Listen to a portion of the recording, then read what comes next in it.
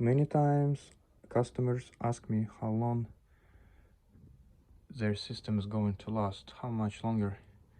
And this is 20 years old system, and it was looking pretty good on the outside, but as soon as you open the evaporative coil and you look at it, you can see that life expectancy is pretty much built into these machines, because you have copper tubes, your coil is made from copper, and also you have steel plates, and your copper tubes go straight through the steel plates, and your coil gets cold and you have condensation, so it's wet, and your steel plates do rust through, and in places where your copper piping is going through the steel plates, your steel plates expand because of the rust and does eat through the copper, which leads to refrigerant leaks.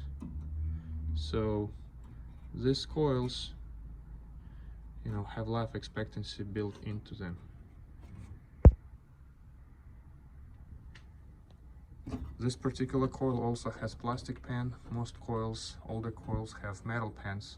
Also, they're full of water when AC is running, so of course those pans do also rust out.